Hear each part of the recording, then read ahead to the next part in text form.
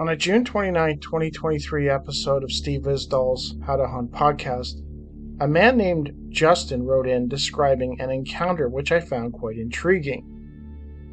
I will give a brief summary of the account as written by Justin. The event was said to have occurred on June 9, 2023 in central Illinois.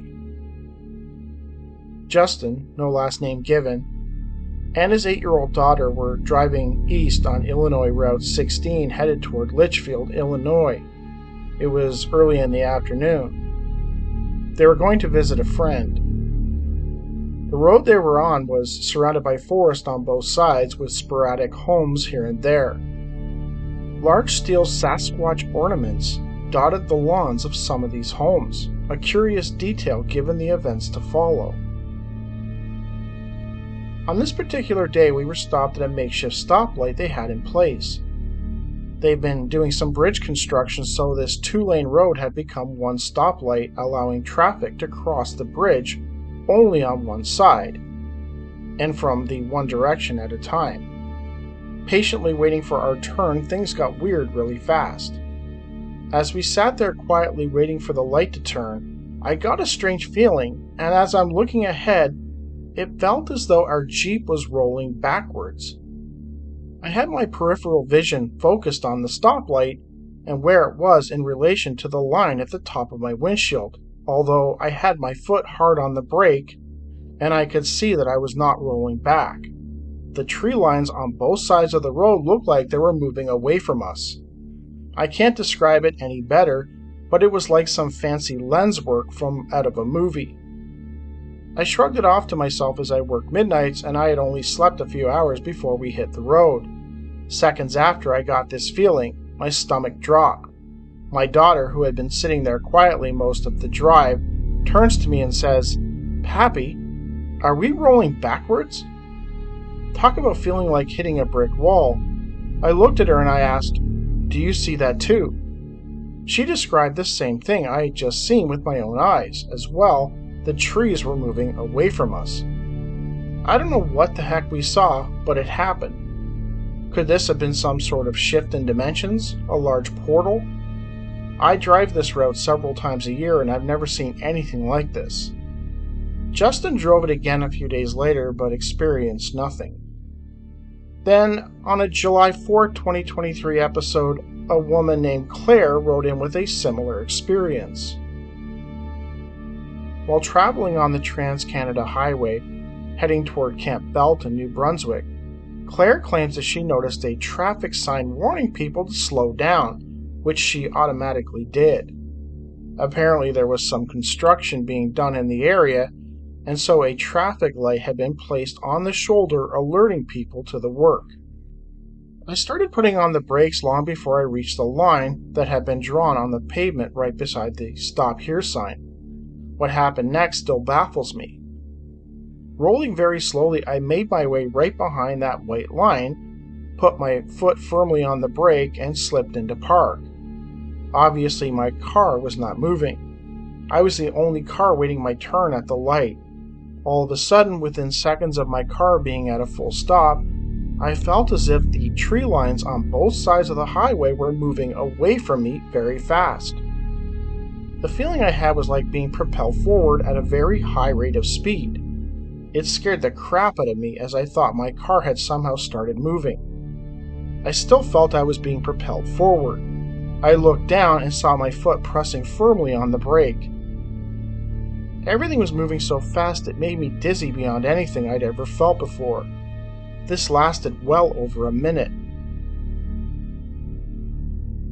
On October 15, 2009, a man named John Carlson wrote to the Paranormalist website, describing an experience he had that was strikingly similar to both Justin and Claire's. Back in 2009, Carlson had trouble describing his experience as he had not heard of anything similar. He wrote, "I've titled this article A Missing Time Experience with a question mark, you'll notice, because it does not necessarily fit the typical missing time scenario of which we hear. It did not happen late at night on a dark and rural road. There was no UFO sighting involved that I recall. It occurred in the afternoon on a sunny day on a relatively busy street in a bustling suburban town in northeastern New Jersey. In fact, I'm not entirely sure that there even was a period of missing time. Yet it was strange in the extreme and something that I contemplate regularly to this day, more than 30 years later. According to Carlson, it was March or April 1978. He was in junior high school, 7th grade, 13 years old. It was a weekday, he recalled, around 3 p.m. School had just let out and he was walking home, which was about 1.5 miles away and a very direct route. Most of the walk was on the street on which the school was located, followed by a left and a quick right toward the very end of the walk. So I'd normally just walk out the front door of the school, take a left, and proceed straight for about 1.4 miles. There was a left and a right, at which point I was at the house. That was the route that I would normally take. However, I had a run-in with a group of boys that bullied me on a regular basis. So rather than taking a left out the front door of the school and proceeding due south for that 1.4 miles, I'd go left and then take another left at the very first traffic light after leaving the school. I'd then walk the next street over and take a right onto that street, again walking due south. It wasn't much of a departure from my normal route as the street ran parallel to the one I'd usually take to get home. I've been doing that for at least a couple of months in an effort to avoid walking past the homes of the boys who bullied me. Therefore, I'm confident of the fact that there was no way I would have become lost or confused of my whereabouts. However, one day as I began walking home, I noticed that everything seemed strangely quiet, almost muted. The normal noise and bustle associated with the after-school rush of children walking home from school was oddly absent, and the quiet was rather eerie. There were still cars and some pedestrians present as I walked down this busy suburban street, but there was an odd, unreal feeling to everything, along with this disturbing, muted silence. The street that I was walking down was called North Pleasant Avenue, and the intersection that I was approaching was at the corner of North Pleasant and Ridgewood Avenue. After crossing Ridgewood Avenue, North Pleasant turned to South Pleasant Avenue, and I would pass the elementary school that I had attended the years prior to entering junior high school in September of '77. At crossing that intersection and approaching the elementary school, I was approximately 4/5 of a mile from my home. I mention these facts only to continue to emphasize that this was a route and neighborhood in which I was used to traveling. As I continued south from North Pleasant to South Pleasant and toward the intersection of Pleasant and Ridgewood Avenues, I saw the traffic light, the same familiar stores at the corner, and the small parking lot in front of the stores. However, these landmarks appeared to be getting further away as I walked closer to them, and still this odd silence persisted. As I continued to walk toward the intersection, these landmarks continued to appear to recede further into the distance as I approached them. I began feeling very disoriented and anxious, and then nothing, a complete loss of memory. I simply do not remember anything past the point of approaching this intersection and seeing it recede further into the distance as I walked ever nearer to it. John's next memory was waking up, for lack of a better word. He was now on another street in a different part of town, a fair distance from where he had started from at the junior high school. I remember feeling very shaken and confused and somewhat frightened. What had happened, and how did I end up in this different area, nowhere near where I'd begun walking, and nowhere near where I'd blacked out? This is where things got a bit stranger still. Within a couple of minutes of coming to, my mother pulled up in her car, parking along the curb of the street where I was walking. I opened the door and she looked at me with great concern and said, "John, are you all right?" Now, normally my mother did not come looking for me if I was a bit late arriving home from school.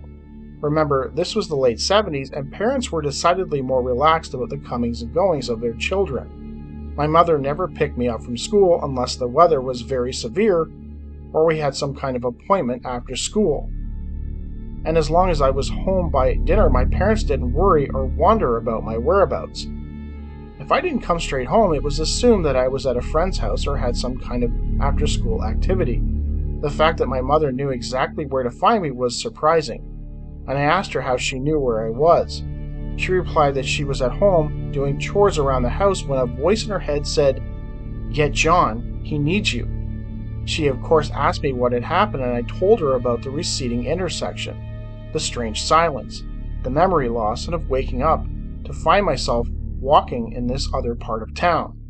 I had no idea what had happened, and to this day I still do not, other than a vague memory or feeling of having been told or shown something significant.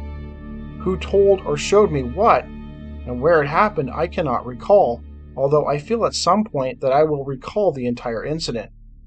I simply feel that this event was significant for a reason that I can't explain, but its meaning will eventually be made clear to me. Carlson was not sure of the time that he awoke, nor does he know the time his mother found him. However, he does not believe that it was a great amount of time, not more than an hour, possibly 30 minutes. So the time was maybe 3:30 or 3:45 in the afternoon, I'd estimate. It may have been later than that, but not by much if I recall correctly. I've always felt that the strangeness of this incident is compounded by the fact that my mother was somehow involved and contacted. If I had simply blacked out or became disoriented and wandered off, I could accept that as being a possibility, although I had no history of seizures or blackouts. But the fact that my mother was told to "Get John, he needs you," makes me believe that there was some outside design and involvement in this, the nature of which I do not know.